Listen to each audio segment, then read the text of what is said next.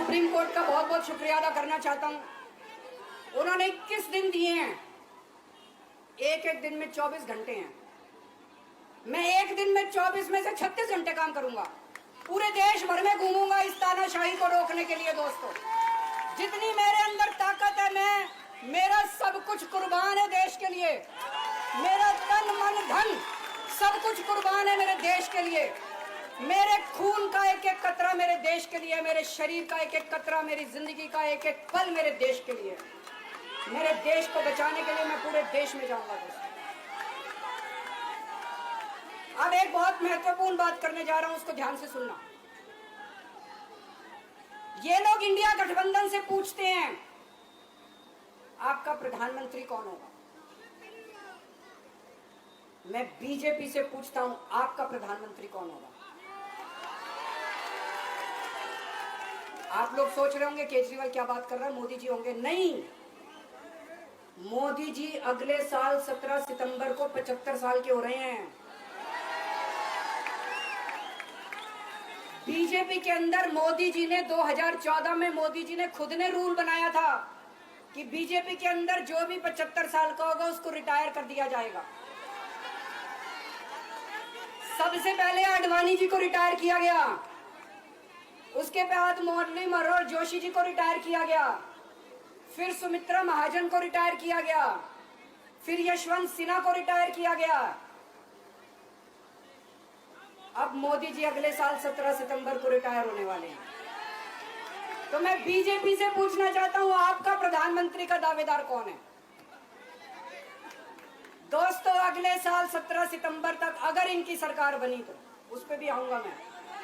अगर इनकी सरकार बनी तो पहले अगले 2 महीने में योगी जी को निपटाएंगे ये, और उसके बाद मोदी जी के सबसे खास अमित शाह को ये प्रधानमंत्री बनाएंगे। तो मैं लोगों को, देश के लोगों को आगाह करना चाहता हूं, मोदी जी अपने लिए वोट नहीं मांग रहे। मोदी जी अमित शाह को प्रधानमंत्री बनाने के लिए वोट मांग रहे हैं। मैं पूछना चाहता हूं मोदी जी से और अमित शाह जी से, ये मोदी की गारंटी पूरी कौन करेगा? क्या अमित शाह मोदी की गारंटी पूरी करेंगे? जब आप अगर जो वैसे तो मेरे को लगता है मैं भी आऊंगा उसके ऊपर, मुझे नहीं लगता इनकी सरकार बन रही है, लेकिन जो बीजेपी को वोट देने जाएं वो ये सोच के जाना कि आप मोदी जी के नाम पे वोट नहीं दे रहे, आप अमित शाह के नाम पे वोट दे रहे।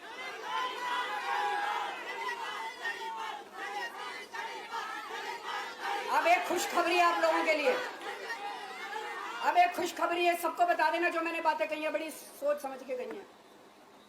वहां बैठ के यही सोच रहा था 50 दिन से।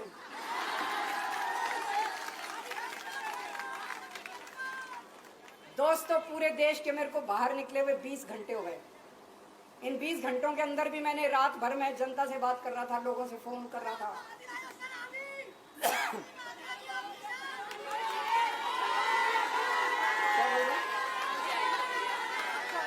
रात को आंधी आई थी,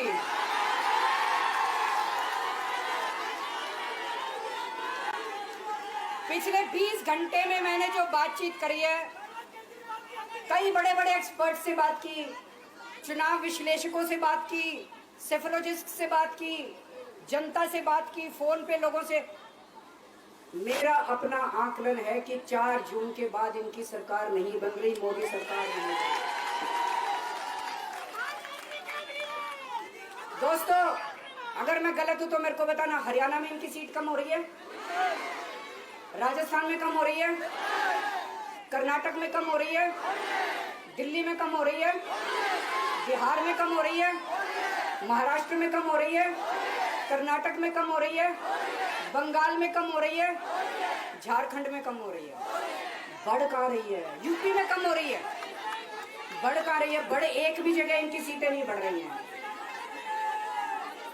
मेरा अपना मानना है, और सट्टा बाजार में भी वो जो चल रहा है, इनकी 220 से 230 के बीच में सीट आ रही है, उससे ज्यादा सीट नहीं आ रही।